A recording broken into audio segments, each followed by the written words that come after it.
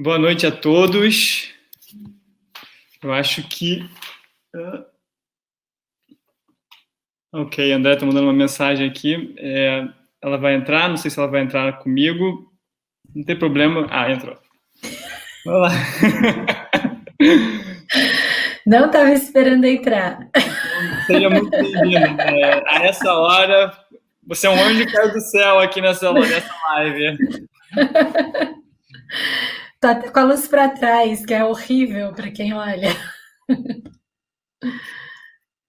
Então, para quem não me conhece, eu sou o Rabino Luca Miara, eu sou rabino da Congregação Israelita Mineira.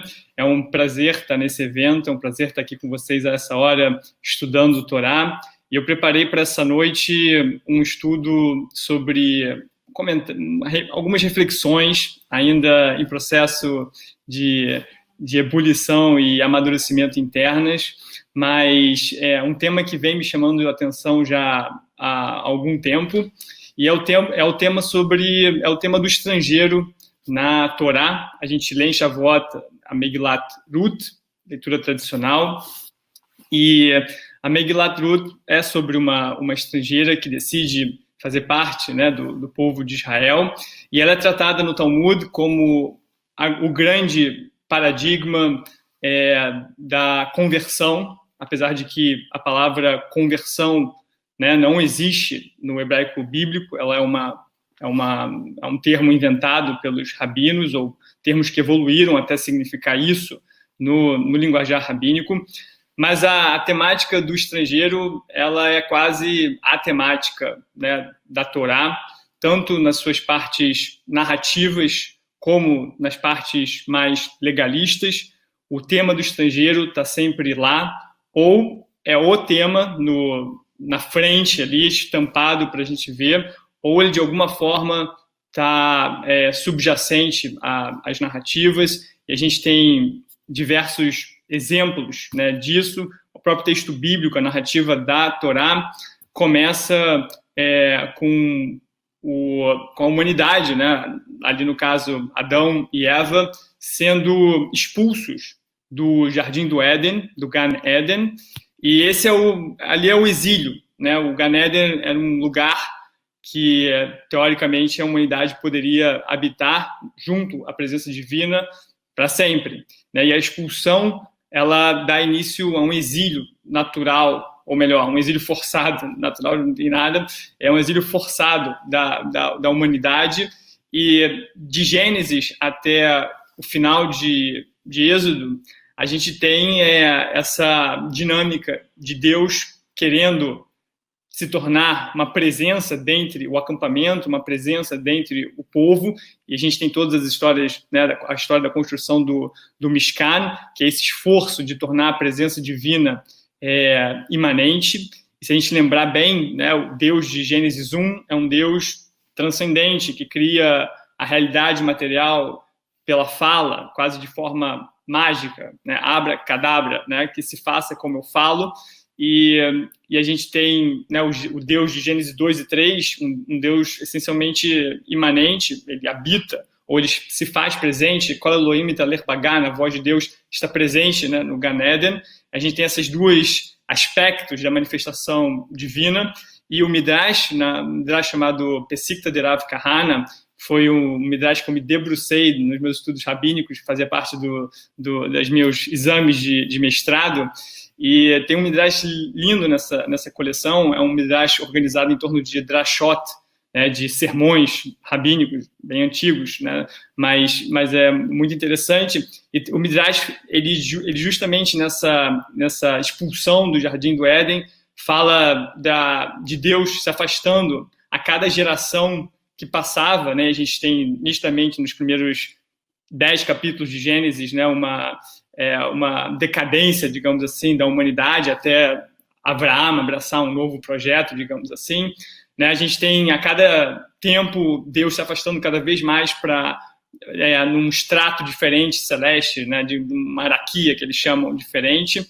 E então essa relação da humanidade com Deus está posta desde o início, e ela é problemática. Como a gente bem sabe, a Torá, né, não esconde os problemas dessa relação entre Deus e povo, Deus querendo habitar dentre o povo e o povo pisando na bola e Deus com alguma dificuldade de concretizar, né, essa realidade. Então, assim, o primeiro movimento do estrangeiro na própria narrativa bíblica, ela é muito cedo no texto, né? Ela já vem nesse iniciozinho com a expulsão do Jardim do Éden, mas a gente pode mergulhar aqui, a gente vai citar o Pentateuco inteiro, basicamente. E então, eu queria dar um forward, assim, dar uma avançada, e né, a gente pode lembrar de Abraão, né? Abraão, aliás, se apresenta como estrangeiro, né, diversas vezes, principalmente quando ele vai comprar a tumba de Sará, ele fala Ger vetoshav anochi, né? Eu sou um Ger vetoshav, e diversas outras narrativas, Moisés, por exemplo, diz, ele nomeia, né, o filho dele como Gershom, que Ger ait beres nochriá, eu sou um Ger numa terra estrangeira, né? E lembrando que Moisés teve a sua infância, né, como ele foi criado, né, ele nasceu como hebreu, foi criado no palácio real egípcio, ou seja, um hebreu já com uma identidade estrangeira, né, crescendo, e na sua maturidade ele foge, né, logo depois que ele mata um soldado que, né, maltratava um hebreu, ele foge e ele vai para Midian, que é uma outra terra estrangeira, e nessa maturidade ele forma uma família, né, e ele nomeia o filho dele como Gershom, como Ger ait beres nochriá, né? Eu fui estrangeiro numa terra estranha, numa terra estrangeira. E aí a gente tem o próprio povo judeu é descrito como Gerim, porque fomos escravos no Egito. Então, a temática está aí na Torá, né? A Torá termina na fronteira da terra de Israel, ou seja, o povo judeu nunca, de fato, na liturgia, no calendário litúrgico, nunca, de fato, toma posse da terra. A gente chega em Deuteronômio, a gente vê a terra e a gente volta para Gênesis, o que diz que a gente tem essa, digamos, teologia subjacente do estrangeiro por todo o texto nesse início de Bíblia hebraica, mas sem dúvida nenhuma um tema persistente no Tanar como um todo, como a gente vê também no livro de Ruth, né? Mas o que é interessante é que não existe uma palavra só que descreve, né, o estrangeiro, assim como, né, uma analogia mais ou menos, mas acho que ilustra de alguma forma, assim como os esquimós, né, dizem que tem, sei lá, várias palavras para neve, ou para branco, ou para timbres diferentes de branco da neve, né, a tradição judaica também tem várias palavras para o estrangeiro, e elas não significam exatamente as mesmas coisas, elas têm nuances significativas de significado. Então, quais são essas palavras, né? A primeira mencionei aqui, ger é uma palavra importante que aparece diversas vezes, e não só na sua forma nominal, ger, estrangeiro, mas também na sua forma verbal, o verbo lagur, ele aparece o tempo todo, diversas vezes. Abraão vai lagur, vai estrangeirar, ou vai morar em outro lugar, e aparece o tempo todo, e esse verbo geralmente é acompanhado de um retorno, né? Tem um deslocamento do centro para a periferia, ou seja, o patriarca está na terra de Israel, ele se desloca para uma periferia, e se a gente acompanhar a narrativa com cuidado, em algum momento tem um verbo que acompanha lagur, como lalot, né, alá, né, que é voltar, né, para a terra de Israel, alá, l'Eretz Israel. Toda vez que vai para o Egito, a gente desce, toda vez que volta, a gente sobe. Não geograficamente, imagino, mas teologicamente, na Bíblia hebraica. Então, a gente tem esse verbo, a forma verbal aparecendo, e é interessante que o verbo lagur, o substantivo ger, ele não aparece na forma feminina na Bíblia hebraica, simplesmente não está lá, né? Então, essa é uma das palavras importantes. A outra palavra importante é zar. A palavra zar também, muitas vezes, é traduzida como estrangeiro, né? Tanto traduções em português como em inglês. Essa é uma tradução comum, e está aí a palavra, e eu daqui a pouco vou começar a explorar o significado dela. Só queria citá-las antes da gente entrar nas nuances de significado. E a gente tem uma outra palavra, e na verdade uma raiz que é persistente em algumas palavras, que é a raiz nehar, né, nun haf reish, que aparece, tem nehar, tem nohri, tem benehar, tem algumas variações, e também essa palavra aparece com alguma frequência na Bíblia hebraica. A que mais aparece, sem nenhuma sombra de dúvidas, é a palavra ger. Essa é a palavra mais comum para designar o estrangeiro em todo o Tanar. Mas as outras palavras também aparecem, e elas têm, muitas vezes, uma overlap, né? uma superposição de significado. Muitas vezes, dependendo do contexto, elas podem significar coisas parecidas, mas elas têm também usos mais predominantes, e, em geral, são coisas diferentes. Então, vamos para a primeira delas que eu queria abordar, é a palavra zar.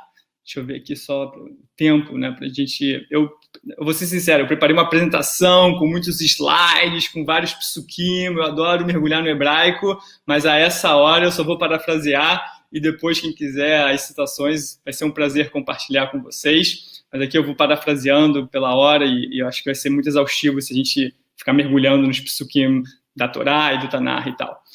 Então, a palavra zar, ela aparece diversas vezes, no livro de Números, no livro de Levíticos, e ela basicamente, ela significa e ela, como disse anteriormente, ela é traduzida como estrangeiro, mas ela não significa um estrangeiro necessariamente uma pessoa de fora do povo.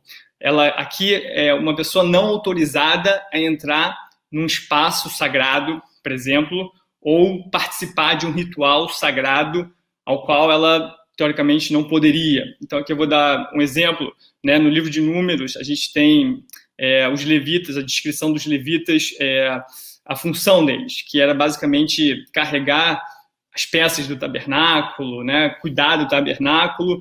E, se vocês lembrarem bem, né, os israelitas se organizavam de forma meio que concêntrica, né, no deserto, e a gente tem, né, o tabernáculo, o Mikdash, né, propriamente dito, assim, e os Koanim trabalhavam ali fazendo os sacrifícios, e aí num perímetro um pouco mais expandido, a gente tem os levitas, né, tomando conta, eles eram responsáveis pela montagem e por carregar essa estrutura. E aí depois a gente tem as tribos organizadas, né, são as 12, 3, nos 4 lados.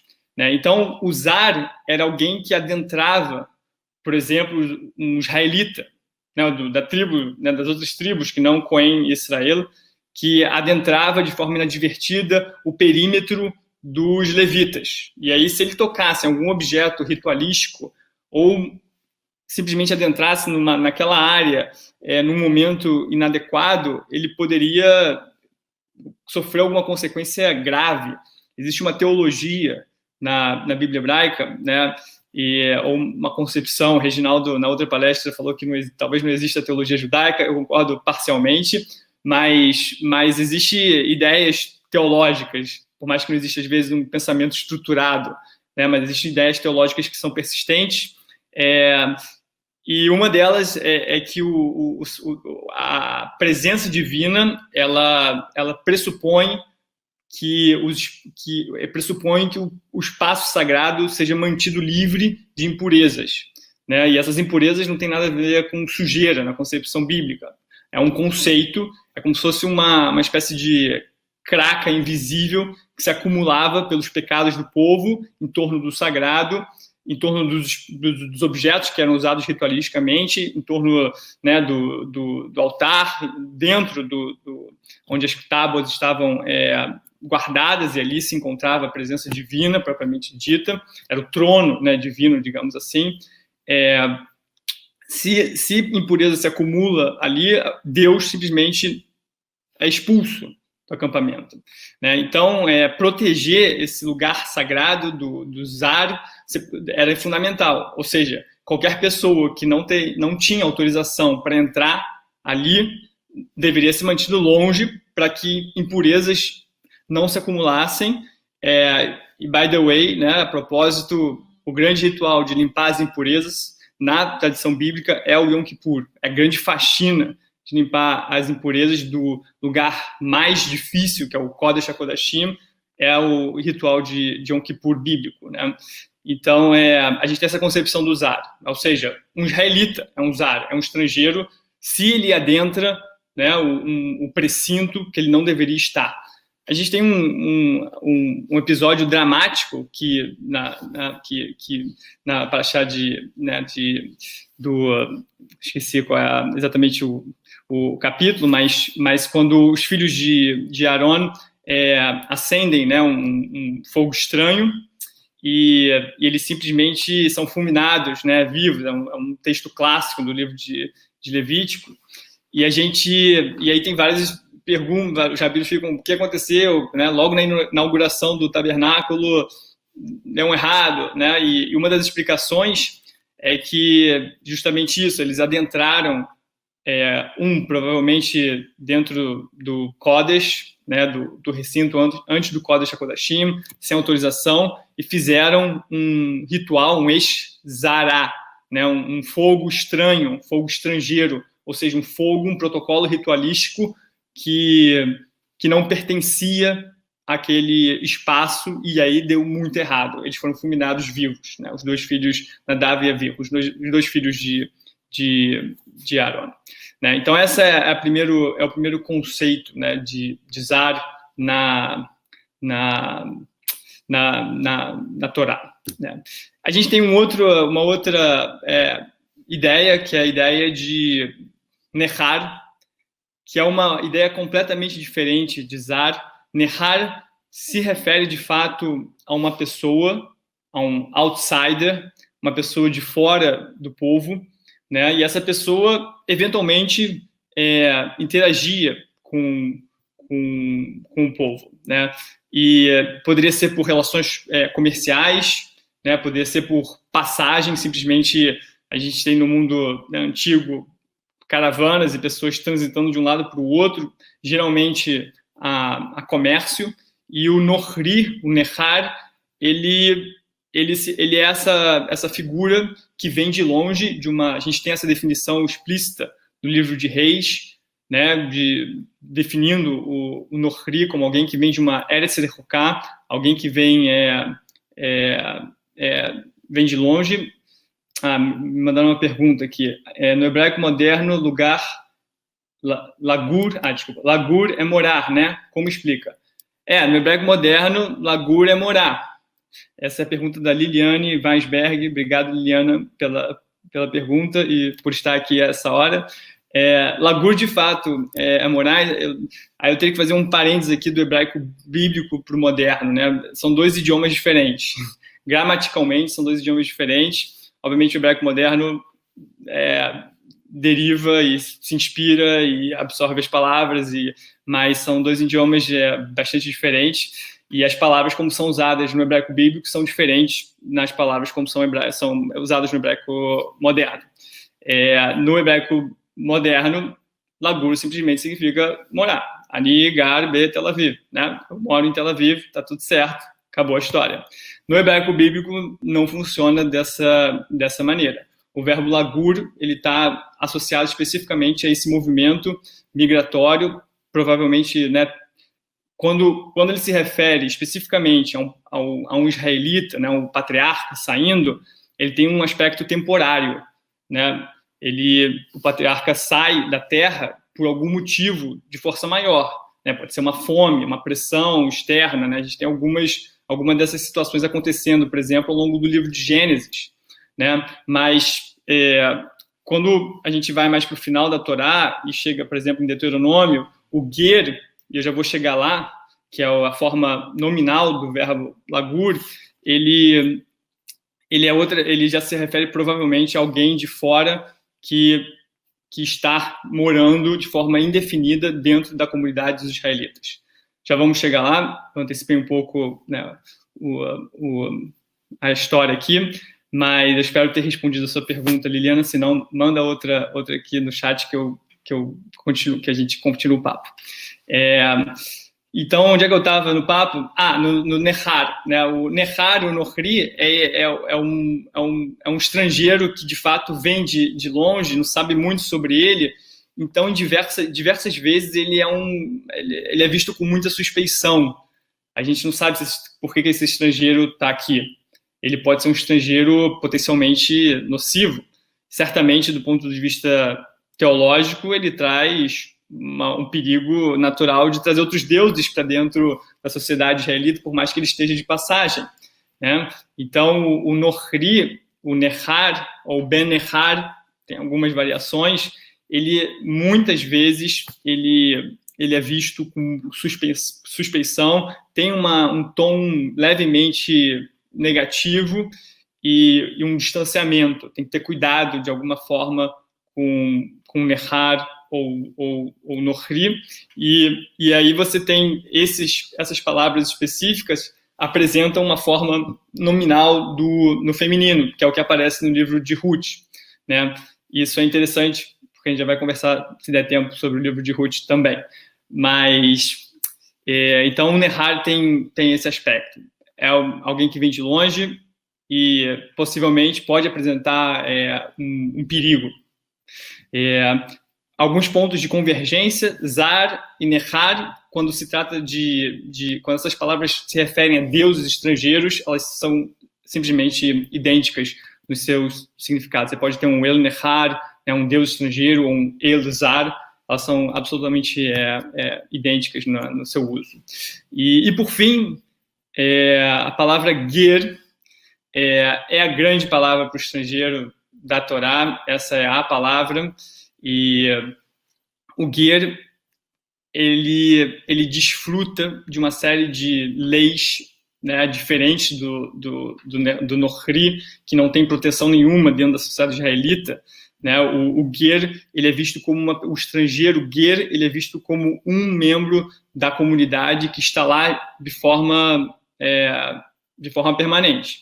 Ele não tem cidadania completa, digamos assim, né? Ele não tem o green card, ou melhor, ele tem o green card, ele não tem cidadania, né? Ele tem o direito de permanecer dentre os israelitas. Existem uma série de leis que protegem o Ger e identificam o Ger como um membro, né, das populações vulneráveis. Então, você tem, por exemplo, o Ger sendo equiparado, né, a viúva, ao órfão, né, que são as populações vulneráveis do mundo antigo, né? A viúva por não ter um marido para sustentar, né? O órfão por não ter estrutura familiar.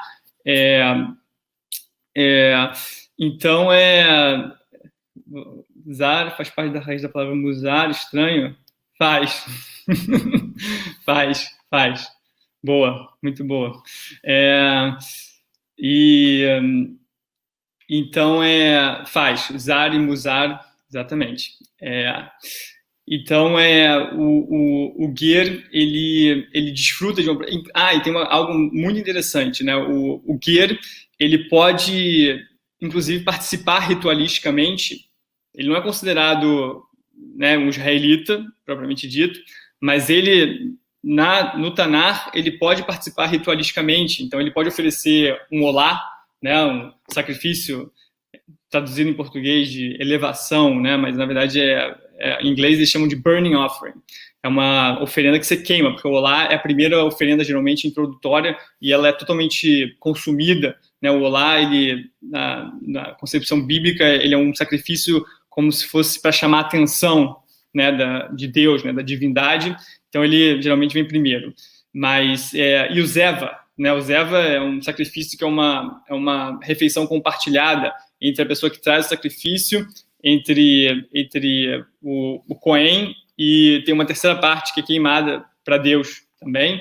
E o sacrifício pascual, né, o sacrifício de Pessah, ele é um Zevar, ele é um Zevar Shlamim, e o Ger poderia participar tanto do Olá quanto do Zevar de forma livre, simplesmente aparecer lá no altar e dar trazer o animal para o Cohen, etc.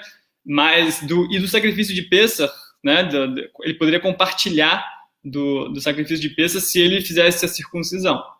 Então, se ele aderisse, né, de forma plena às práticas ali, ele poderia participar sem nenhum tipo de restrição.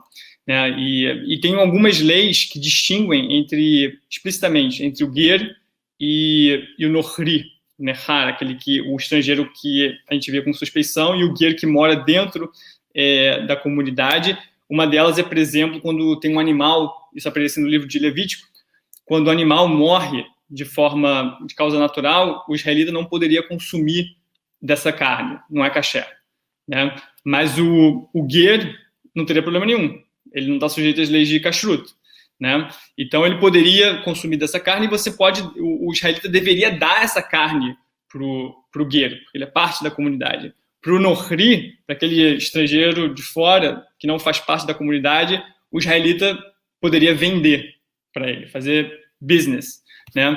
Então, outra lei interessante é que, né, o taxa de juros não era permitido no mundo antigo, né, na Israel antiga, cobrar juros. E de novo, do ger não se cobrava juros, e do nohri, por ser uma pessoa de fora, ele era permitido cobrar juros. Estamos em 3 minutos, né? Então a gente vai chegando aqui no livro de Ruth. Qual é a palavra que aparece? Tem alguma pergunta? Não, tá. Acho que não. Ok, obrigado. Então, no livro de Ruth, qual é a palavra? Né? A Ruth é a personagem símbolo que adere ao povo judeu, né? Que fala: o seu povo é o meu povo, eu vou onde você for, Naomi, eu estou com você. Qual é a palavra? Né? Teoricamente, a palavra ger deveria ser a palavra, né, que aparece, mas essa palavra não aparece relacionada a Ruth. Ela se apresenta a Boaz como uma nohriá, como alguém de fora. Eu já li que talvez seja porque a palavra ger não apresenta feminino, acho que é uma explicação um pouco fraca, mas acho que tem uma explicação literária um pouco mais interessante. Ruth, ela, mesmo indo com Naomi, ela se vê como uma nohriá, como alguém de fora, uma estrangeira, e ela se apresenta a Boaz dessa maneira, mas quando Boaz responde, ele a responde totalmente incluindo. Ele fala: não, eu vi você se juntou a esse povo, a Naomi, você faz parte desse povo. E aí ela de alguma forma ali é totalmente incluída, não só pela Naomi, pela família imediata dela, mas por uma coletividade maior. Letícia Salles: o que a Torá diz a respeito de conversões? A Torá, aliás, o convertido precisa necessariamente seguir a linha ortodoxa do judaísmo? Bom, essa segunda pergunta está um pouco fora do escopo, mas a primeira pergunta que a Torá diz a respeito de conversões. A Torá não tem um conceito de conversões, nem a Torá, nem o Tanar. Não existe essa palavra. Você tem possibilidade de se juntar ao povo judeu, né, de algumas maneiras, e a mais fácil é o casamento, né? O matrimônio na verdade, talvez seja a única, não a mais fácil, é a única. Né? O matrimônio permite que uma pessoa estrangeira se junte, né, ao casamento, e a gente sabe que na Torá a identidade, né, a identidade de pertencimento aos israelitas vinha pelo clã do homem. Né? Então, na Torá não existe um conceito de conversão, mas existe você se juntar ao povo, e à medida que você se junta dessa maneira no matrimônio, você é parte do povo.